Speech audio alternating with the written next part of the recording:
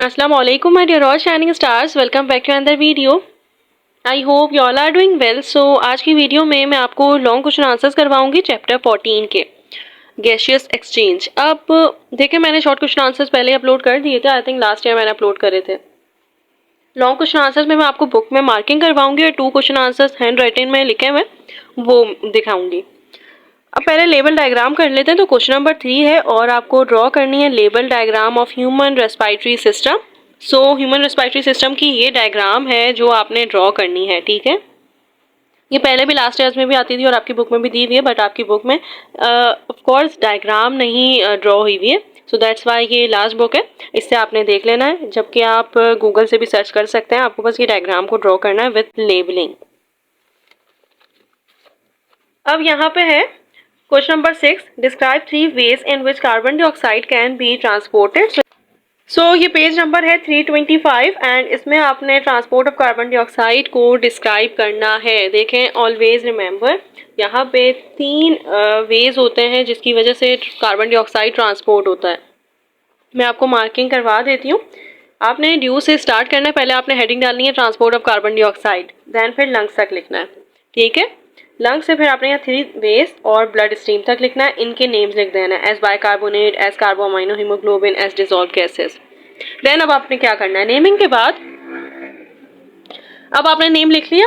अब उसके बाद आपने क्या करना है, आपने हेडिंग डालनी है एज बाइकार्बोनेट और देन फिर सब हेडिंग के तौर पे आपने डालनी है. देन फिर आपने लिखना है.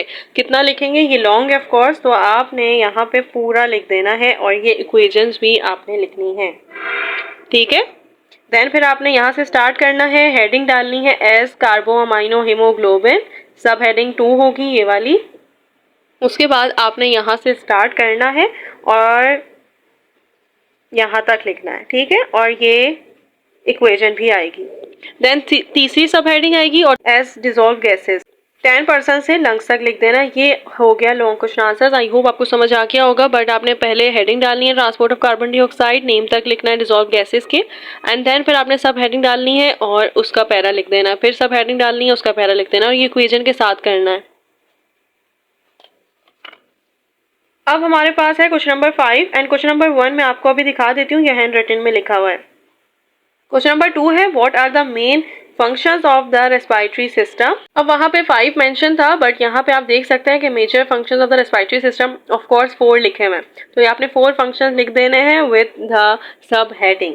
सही है, ये आपका बन जाएगा, 1 पेज का लॉन्ग होगा ऑफ कोर्स. सो हम लोगों ने ये भी कर लिया है, हमने ये भी कर लिया है और मैकेनिज्म मैं अभी आपको करवा रही हूँ. अब यहाँ पे लिखा हुआ है क्वेश्चन नंबर 4 है describe the 3 regions of the pharynx and their functions. यहाँ पे आप देख सकते हैं, देखिए 3 टाइप्स ऑफ फ्रेनिक्स होते हैं. नेसोफ्रेनिक्स होता है, ओरोफ्रेनिक्स होता है, लेरिंगोफ्रेनिक्स होता है. ये डिसेंडिंग ऑर्डर है जिसमें मैंने अभी आपको कहा है नेसो, ओरो एंड लेरिनिक्स. तो ये जो फ्रेनिक्स है ना, ये इक्वली कंट्रीब्यूट करता है डाइजेस्टिव और रेस्पिरेटरी ट्रैक में. सो दैट्स वाई यहाँ पे आप लॉन्ग नहीं लिख सकते क्योंकि आपकी बुक में लिखा वही नहीं है. बेसिकली लॉन्ग कैसे हो सकता है, ये फंक्शन इसके इतने ज़्यादा नहीं होते हैं और आपकी बुक में इतना रिटन नहीं है. सो दैट्स वाई आप इस क्वेश्चन को छोड़ दें. अब ये क्वेश्चन नंबर 1 है और इसमें आपने डिस्क्राइब करना था रेस्पिरेशन को, देन फिर ह्यूमन रेस्पिरेटरी सिस्टम को डिस्क्राइब करना था. याद रखें कि ये जो टाइप्स ऑफ रेस्पिरेशन है ये आपने नहीं लिखनी है. It is a life time process through which living organisms obtain energy by breaking down the food. ये होती है respiration, the process of respiration. अब ह्यूमन रेस्पिरेटरी सिस्टम है, आपने ये हेडिंग डालनी है, देन फिर सब हेडिंग डलेगी अपर रेस्पिरेटरी पैसेज की. अब of course upper respiratory tract में हमारे पास कुछ पार्ट्स इंक्लूड होते हैं. वो पार्ट्स होते हैं nose, external nostrils, nasal cavity, internal nostrils and pharynx. उसके बाद स्टार्ट होता है लोअर रेस्पिरेटरी पैसेज और ये लोअर रेस्पिरेटरी पैसेज में पहले आपने लेरिनिक्स की हेडिंग भी करनी है. ठीक है, यहाँ पे ना लेरिनिक्स रह गया ये, तो आपने क्या करना है, आपने लेरिनिक्स की हेडिंग डालनी है और बस 2 पॉइंट्स उसके बारे में लिख देना है. देन फिर ट्रैकिया आएगा, trachea, bronchi, alveoli and lungs. ये हो जाएंगे लोअर रेस्पिरेटरी पैसेज के पार्ट्स.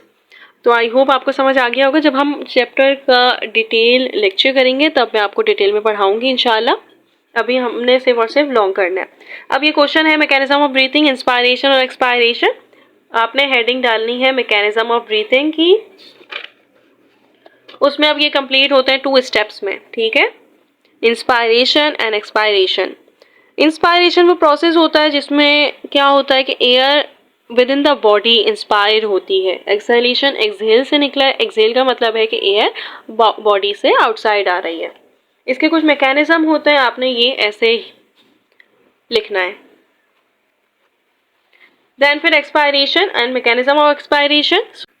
सो ये थे क्वेश्चन आंसर्स। आई होप आपको समझ आ गए होंगे। और ये जो क्वेश्चंस है ना, ये आपने पूरे लिखने हैं। ये मैंने आपको डिटेल में पढ़ाया नहीं है क्योंकि असल में बहुत लंबी वीडियोस हो जाती हैं और मैं आप लोगों को फर्स्ट ईयर के लेक्चर्स बहुत मैंने अपलोड इस बार बहुत कम किए। तो मैं कोशिश कर रही हूँ कि अब मैं फर्स्ट ईयर को लेके चलूँ। फर्स्ट ईयर वालों का बहुत लॉस हो रहा है, उनके पेपर्स भी आ रहे हैं। सो ये हमने सारे क्वेश्चंस कर लिए हैं। लेबल डायग्राम कर दिखा दिए मैंने आपको।